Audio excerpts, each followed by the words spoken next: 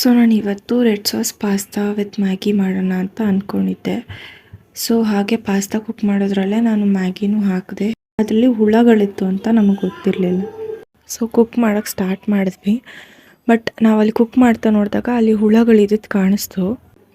So ನೀವಿಲ್ಲಿ ನೋಡ್ಬೋದು black ಆಗಿ ತೇಲ್ತಾ ಇರುತ್ತೆ. ಸೊ ಅದೇ ಹುಳಗಳು ಆ್ಯಕ್ಚುಲಿ ಅದು ಸತ್ತೋಗಿದೆ. ಇನ್ನು ಕೆಲವೊಂದು 3-4 ನಾವು ಆ್ಯಕ್ಚುಲಿ ಬದುಕಿರೋದನ್ನ ನೋಡಿದ್ವಿ. ಈಗ ನಾನು ಅದೇ ಹುಳನ ಅಲ್ಲಿ ಒಂದು ಸಿಕ್ಕಿದ್ನ ನಾನು ಬಿಸಾಕ್ತಾ ಇದ್ದೀನಿ. ವಿಡಿಯೋದಲ್ಲಿ ನೀವು ನೋಡ್ಬೋದು. ಸೊ ಇದೇ ಅದು ಆ ಮ್ಯಾಗಿ ಪ್ಯಾಕೆಟ್. ಸೊ ಅದರಲ್ಲಿ ಇನ್ನೂ ಹುಳಗಳಿತ್ತು ಅಂತ ಗೊತ್ತಾಯಿತು. ಸೊ ಅದಕ್ಕೆ ನೀವು ನೋಡ್ಬೋದು ಇದರಲ್ಲಿ ಎಕ್ಸ್ಪೈರೇಷನ್ ಡೇಟ್ ಕೂಡ ಮಾರ್ಚ್ 2026 ಇದೆ. ನಾವು ಇದನ್ನು ರೀಸೆಂಟಾಗಿ ತೊಗೊಂಡು ಬಂದಿದ್ದು, ತುಂಬ ಹಳೇದು ಅಲ್ಲ. ಮೋಸ್ಟ್ಲಿ ಪ್ಯಾಕೇಜಿಂಗ್ ತುಂಬ ಹಳೇದಾಗಿರೋದ್ರಿಂದ ಆಗಿದೆಯೋ ಅದು ನಮಗೆ ಗೊತ್ತಿಲ್ಲ.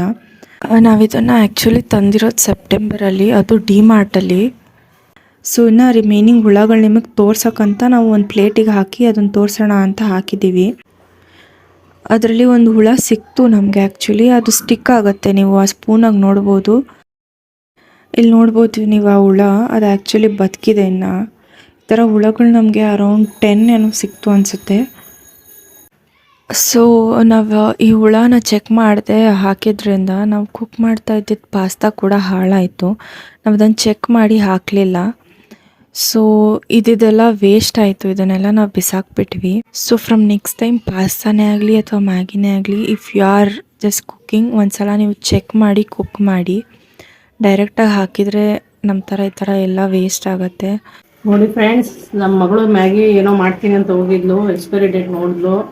ಬಟ್ ಎಕ್ಸ್ಪೈರಿ ಡೇಟ್ ಇದೆ ಅಂತ ಮಾಡಕ್ಕೆ ಹೋಗಿ ನೋಡಿ ಹುಳ ಇತ್ತು. ಯಾವುದೇ ಪ್ರಾಡಕ್ಟ್ ಆಗಲಿ ಎಕ್ಸ್ಪೈರಿ ಅಂತ ಇದ್ರೂ ಕೂಡ ನೀವು ಎಲ್ಲ ನೀಟಾಗಿ ಚೆಕ್ ಮಾಡಿ ಅಡುಗೆ ಮಾಡಿ ತಿನ್ನಿ.